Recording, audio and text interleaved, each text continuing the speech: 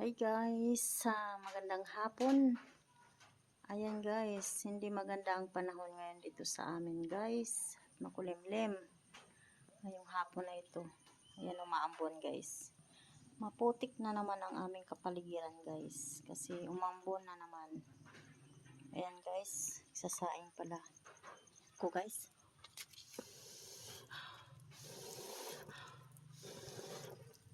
Apoyan natin guys kasi para maluto.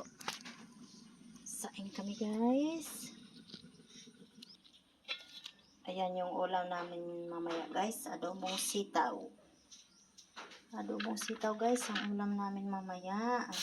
Pagtapos ng sinaing, lulutuin ko na yan guys. Kasi ang oras ngayon dito ay, ngayon ay 4:22 na ng hapon.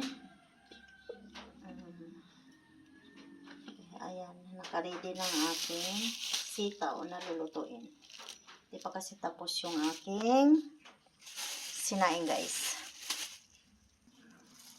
Ayan guys, binigay sa akin buto ng tawag nito, kalabasa. Itanim ko yan guys.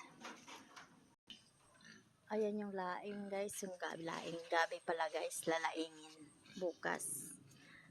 Kanina sana kaso nagulay kami ng pakbet, kaya ito na lang.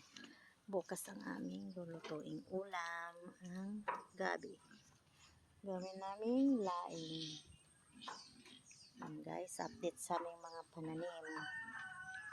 Ayan, nag-umpisa na bulaklak ang aming kamatis.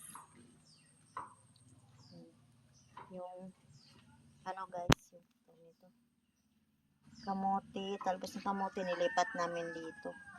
Kasi hindi siya naiinitan sa likod. Ayan yung aming patitong loya, nilipat din namin. Kasi hindi siya naiinitan. Hindi siya naiinitan sa likod guys. Ayan guys. Yung talong na reject pakain sa baboy. Baboy namin na gutumin. Kainin na namin siya maya-maya. Ayan guys, sugasan muna natin ang sitaw.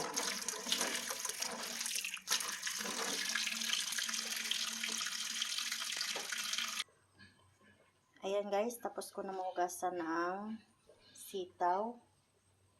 Gigisahin ko na siya guys. Wait lang. Ayan guys, maglagay na tayo ng mantika. Kasi gigisa na ang aming adobong sitaw. Ayan guys.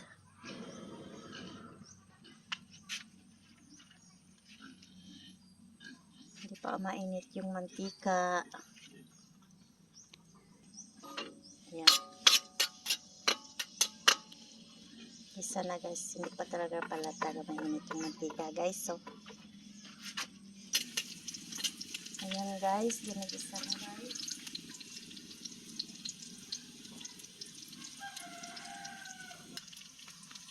Ayan guys, ilalagay na yung sitaw.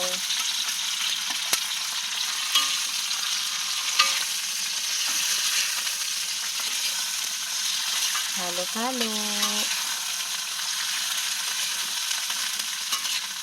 Ang aming adobong sitaw.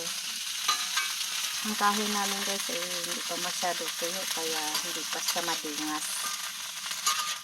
Hindi pa siya masyado madingas. Hindi masyado pa tuyo.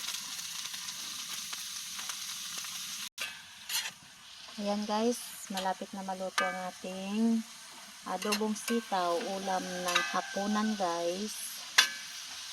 Adobong sitaw. Ayan guys, luto ng aming adobong sitaw. Mamaya konti guys ay kakain na rin kami ng hapunan.